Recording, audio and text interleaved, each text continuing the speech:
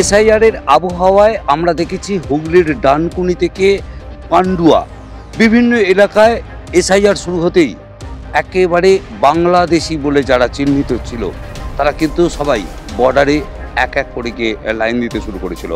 আর আমাদের কাছে খবর এলো যে হুগলির তারকেশ্বরের চাপাডাঙ্গায় একটা রহস্যজনক বাড়ি রয়েছে। আর এই রহস্যজনক বাড়ি কেন না, এই রহস্যজনক বাড়ি এই কারণে আমরা বলছি, এই বাড়িতে নাকি বাংলাদেশিরা থাকতো। বাংলাদেশি বলতে কাদিকে বোঝাবো? যারা বাংলাদেশে থাকতো তারা এসে আমাদের রাজ্যে এসেছে, তারা অনুপ্রবেশকারী, তাই আমরা জানি বাংলাদেশি। এই এলাকায় আমরা এসেছি সেই বিষয়টা নিয়ে একটু তদন্ত করতে। আদতে এই বাড়িটা কি প্রকৃতই রহস্যজনক বাড়ি? এই বাংলাদেশিরা কি এখানে থাকতো আদেও?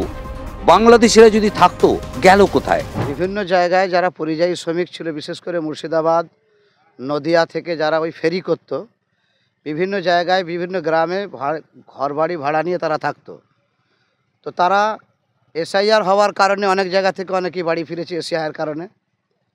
এবং যারা বাংলাদেশি বলছেন, বাংলাদেশি যদি হয়েই থাকে তাহলে অবশ্যই তো তারা এসআইআর ভয়ে তো চলে যাবে, এটা তো স্বাভাবিক কথাই। তো এখানে এই চাপাডাঙ্গা এলাকায় যে ঘরটা দেখাচ্ছেন আপনারা, এখানে যেহেতু আমাদের বাড়ি নয়, এখান থেকে 10 কিলোমিটার দূরে বাড়ি আমাদের পিয়াছাড়াতে। তো বাংলাদেশি তকমা দিয়ে ইন্ডিয়ান লোককে তাড়িয়ে দেওয়া হয়েছিল, তারা আজকে ফিরে আসছে সেখান থেকে। তো এটা এক ধরনের বলবো যে সংখ্যালঘু বা যারা বিদেশি এদের উপরে একটা যেন অত্যাচার মনে হচ্ছে আমাদের। তবে বাংলাদেশি যদি হয় সে অবশ্যই চলে যাবে দেশ থেকে, যে বাংলাদেশি হবে সে চলে যাবে। এই বাড়িটা যাদের নিশ্চয়ই বাড়ির মালিক আছে, বাড়িটা হচ্ছে আমাদেরই ভাগ্নি জামাই হয় হিসাবে, ভাগ্নি জামাই হয়, সে ভাড়া দিত। এবার এই কত লোক এসছে গেছে আমরা ঠিক জানিনি। এবার বাংলাদেশি কি এসআই করার আগে ওরা তো সব চলে গেছে, কিন্তু ঘর তো 1 বছর ধরে মানে বন্ধই আছে, তালা দেওয়াই আছে, কেউ থাকে না এই বাড়িতে। অনেকে বলছে যে এটা বাংলাদেশি না, আমরা তো এইখানে স্থানীয় লোক, আমরা তো কাউকে তো দেখতে পাচ্ছি না বাংলাদেশি বলে। এসআইআর শুরু হওয়ার পর থেকেই কি ফাঁকা, সেটাই আমরা একটু দেখে নেব। সেই বাড়িটার ছবি আমরা যাচ্ছি, সেখানে গিয়ে আমরা একটু দেখবো, জিজ্ঞাসা করে দেখবো যে এই বাড়িতে আদতে কেউ আছে কি না। আমরা সেটাই দেখানোর চেষ্টা করব যে এই বাড়িতে কেউ আছে কি না, আমরা একটু জানবো। বাড়িতে কেউ আছেন? কেউ আছেন বাড়িতে? কেউ আছেন? কেউ আছেন নাকি বাড়িতে? কেউ সাড়া কেউ পাচ্ছি না আমরা।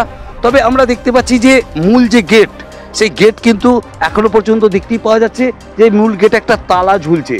আর সেই তালা ঝুলাকে কেন্দ্র করেই কিন্তু এলাকায় একটা চাপা উত্তেজনা আমরা শুনতে পেয়েছি। কারণ এলাকার মানুষরা বলছে এখানে নাকি বাংলাদেশিরা থাকতো, এসআইআর শুরু হতেই নাকি চলে গেছে সেই বাংলাদেশিরা। এই জায়গা আমার ভাগ্নি জামাইকে আমি করে দিয়েছি। আমার ভাগ্নি জামাইয়ের বাড়ি এটা, উনি ভাড়া দিয়ে বাড়িটা ব্যবসা করার জন্য উনি করেছিলেন। তো ওনার এই বাড়িতে ভাড়া এখন হয়নি, ঠিক আছে। দীর্ঘকাল ধরে এই বাড়ি এখনও আপনারা দেখতে পাচ্ছেন তালা মারা পড়ে আছে এবং ঘাস জঙ্গল হয়ে পড়ে আছে। এই বাড়িতে যদি মানুষ বাস করতো তাহলে পরে আপনারা নিশ্চয়ই দেখতে পেতেন যে পরিষ্কার পরিচ্ছন্ন থাকতো। এখানে কোনো রকম কোনো মানুষ বাস করে না। এখানে ওই যে বাড়িটা করেছিল রাজমিস্ত্রিরা, তারাই ছিলেন। তাদের মধ্যে সেটা এবার আমি বলতে পারবো না, সেটা কে বাংলাদেশি কে অবাংলাদেশি এটা বলা আমার পক্ষে অসম্ভব। দেখুন, বিষয় হচ্ছে আমি দীর্ঘদিন ওখানেতে দেখেছি অনেক লোকই ভাড়া থাকতো, এবং তারপরে দেখছি আর মাঝখানেক হলো তাদেরকে আর দেখতে পাচ্ছি না। তো সেই বিষয়ে আমি বলেছিলাম যে এরা নিশ্চিত বাংলাদেশি, তা নাহলে এই এসআইআর যখন চালু হয়েছে আর ঠিক তখনই ওরা লেজ গুটিয়ে আর এখান থেকে পালিয়ে গেল। কেন পালিয়ে গেল? যদি তারা সত্যিই ভারতীয় হয় বা মুর্শিদাবাদ হয়, বা যেটা ওরা অভিযোগ করছে যে নদিয়া মুর্শিদাবাদ এই দিককার লোকই হয়, তারা পালাবে কেন? ঘরের চাবি কেন? এটাই আমার প্রশ্ন। আর সেটাই আমি বলেছিলাম যে এখানে এখনও অনেক মানে মুর্শিদাবাদের মানুষ ঘুরে বেড়াচ্ছে, তারা হকারি করছে, কিন্তু বাংলাদেশি হলে সে তো হকারি করবে না। বাংলাদেশি যারা তারা পালিয়ে গেছে। কারণ আপনি অভিযোগ করছেন যে ওই বাড়িতে বাংলাদেশিরা ছিল। অবশ্যই এখানে বাংলাদেশি যদি নাই থাকলো তো তারা চলে গেল কেন? না, একদম এটা সঠিক কথা নয়। কারণ ওই বাড়িটা দীর্ঘ 1 বছর ধরে বন্ধ হয়ে পড়ে আছে। ওই বাড়িতে মুর্শিদাবাদে কিছু লোক এখানে ফেরি করে, তারা থাকতো, তারা 1 বছর ধরে ওখানে নেই। তো যে তথ্য বিজেপি দিচ্ছে, আমি এর আগেও বলেছি, আবারও বলছি যে বিজেপির যিনি বলছেন গণেশ চক্রবর্তী, আমি ওনাকে অনুরোধ করব, আবারও অনুরোধ করছি অন ক্যামেরা, যে আপনি প্রমাণ করে দেখান, নাহলে চাপাডাঙ্গার মানুষ আপনাকে ছেড়ে কথা বলবে না। কারণ চাপাডাঙ্গার নামে বদনাম, এবং ওই গুলশন কলোনি যে কথাটা বলেছেন, এটা মারাত্মক অপরাধ করেছেন, কারণ এখানে আমাদের সকলেই প্রায় স্থায়ী বাসিন্দা আমরা। তাহলে কি বাংলাদেশিরা ছিল এসআইআর শুরু হতেই কি তারা চলে গেল?